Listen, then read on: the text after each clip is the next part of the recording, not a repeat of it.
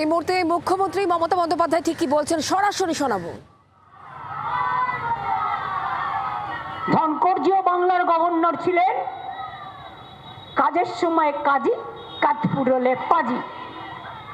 এইটাই তো, তাকে দিয়ে আমায় কত গাল দিয়েছেন, আমার কত ফাইল আটকেছেন, আমার কত বিল আটকেছেন, কিন্তু তবুও একটা সৌজন্য আমি মেনটেন করতাম।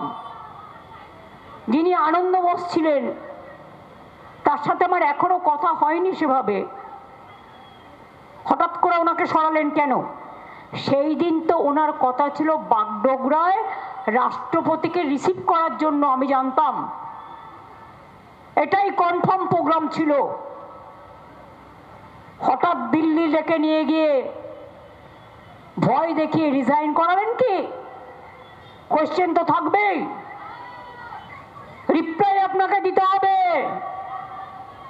ভাবছেন কি নিজের ইয়েস ম্যান নিয়ে আসবেন? আর কত ইয়েস ম্যান চাই? হয়তো আধার কার্ড করেছিলেন 1000 টাকা করে নিয়ে, এখন বলছে নো আধার কার্ড, বলছে no sir. PAN card no sir, বাড়ির কার্ড নো স্যার, ভাড়াটিয়া কার্ড নো স্যার, লক্ষ্মীর ভান্ডার কার্ড নো স্যার। বাংলার আওয়াজ, বাঙালির আবেগ, জি 24 ঘন্টা।